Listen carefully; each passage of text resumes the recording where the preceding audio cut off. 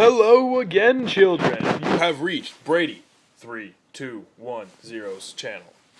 And today, I am not doing a Twisted Christmas song because I got pissed off from having to listen to all that happy, cheery crap. Sorry. Fucking hate it, dude. Sucks asshole.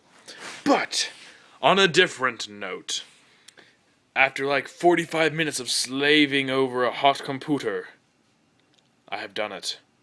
I've made the intro to the world's best assassin.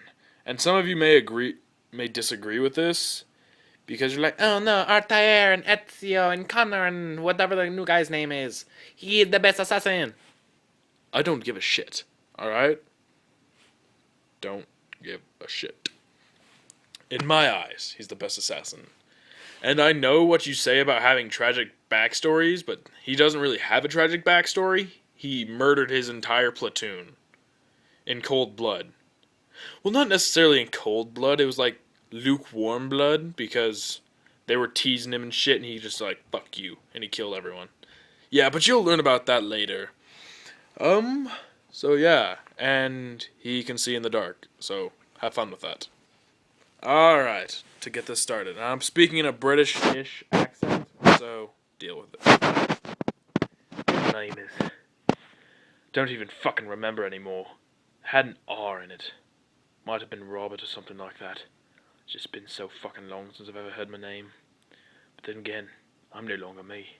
I'm the scarred sniper. If you need a hired gun, I'm your guy. Or as some people put it, your hellspawn. They say no man can catch me and no mortal being can kill me. And so far, it's all been true. When you're pushed, killing's as easy as breathing. And if you keep getting pushed, you keep breathing until it's just part of who you are. What you are. You don't even really think about it. Guess that's why I got kicked out the military.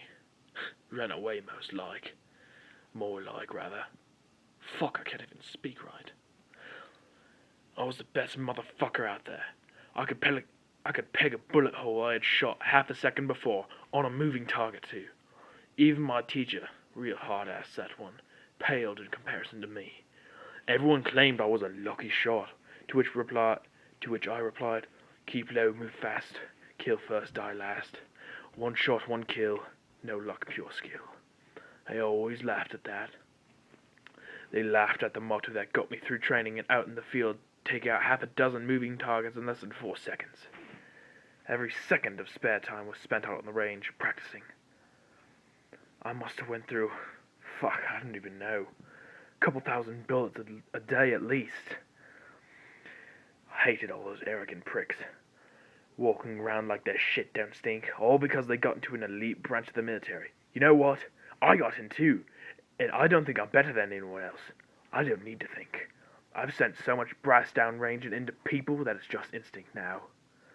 One of the soldiers in my platoon was all butthurt about getting beaten for the 10th time in a row by me, so he tried to show me up in hand-to-hand combat. It was all official, though. You got the pads and everything. He almost landed one blow. Almost.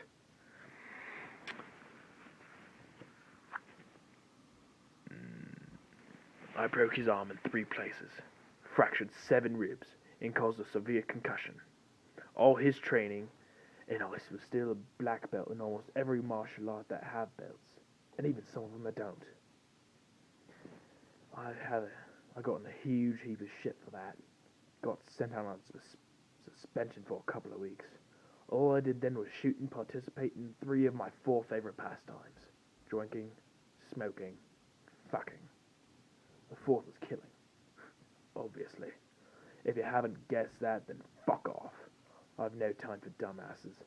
I'm the best fucking assassin, bodyguard, escort, whatever the fuck name you want to put on it out there. If you want me to kill a person, fine, but don't go about and waste my time like I don't have anything to do. I have clients begging for my service, and most of them are insanely wealthy. I even have a couple who will pay me €500,000 for one job. If you think my time ain't precious, then fuck you. Holy shit, you ain't kidding? Well, fuck me. First we need to discuss payment. Political assassinations are a fucking pain in the arse. especially in the U.S. We're talking big money here. 10 mil. 10 mil. Any less and you get yourself another killer. Good doing business with you. Now get out of here. I have some things I need to take care of first. The man left the scuzzy bar, walking quickly and quietly. The black trench coat's collar was turned up all the way in an attempt to hide his face. His part of the mission was complete. Now all I had to do was sit back and watch the fireworks. He smiled to himself. The scarred sniper has an unbeatable reputation. Some people that say he kills anyone he sees. Others that he is called to do the devil's work. And most, they aren't even aware of his existence. The man imagines that the scarred sniper would like to keep it that way. Soon, his reputation would come to an end. Meanwhile, at the bar, the scarred sniper hands a barkeeper a $100 bill and buys a fine bottle of whiskey. He tells the barkeep to keep the change. Today he's in a good mood. A very rare thing for him. Tonight, he will celebrate. Tomorrow he will begin to arrange the assassination of the United States President. The sniper has a black bandana around his face, like he always does. It's not really for identification. The scar on his left eye and the lack of irises are identification enough. He just likes the way it looks. The cloth almost never comes off, except for when he shaves. Even then, it's only gone for a brief period of 3 minutes. He has a holster for a small handgun under his left arm and spaces for magazine for his gun on the right side. A large hunting knife with brass knuckle guard and 4 spikes encompasses the grip, with 1 more spike at the hilt. He left his rifle in his HQ. It's too noticeable, even though almost everyone in the small town knows what he is. In a town of little more than 300, everyone knows everyone, even the ones that don't want to be known. The town is lucky for being the backwater it is. It has plumbing, electricity, and enough food thanks to one man people fear most.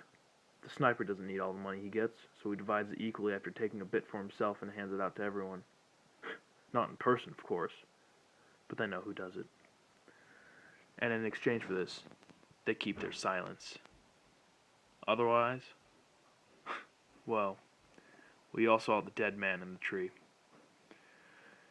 The sniper reaches his destination, a manhole in an alleyway just off Main Street. He worms his fingers into the holes and lifts the cover off, exposing a rusted ladder. Metal clangs as he descends and returns the cover to his original position. The strange thing about the eyes of the sniper is that it gives him the ability to see in the dark. His footsteps echoes off the walls as he makes his way to the place he calls home. A metal door has a combo lock on it. He enters the code and steps inside, closing the door. After him, a flick of the switch and a fluorescent bulb turns on. Even though he can see in the dark, light's always nice to have. The sniper reaches into his coat pocket and pulls out a lighter and a pack of cigarettes. Then he does what most people do with objects of the like. He smokes. The home is simple, yet elegant. One wall is a bulletin board without anything on it. His last job was complete, so he took all the evidence off and burned it. Less ways to track it that way. Now he was going to need the entire space. He guessed it would take 3 to 4 days to fill it.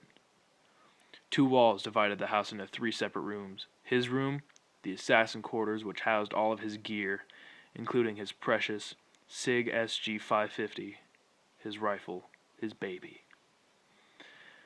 His room was to the left of the assassin room, which is the first room you enter.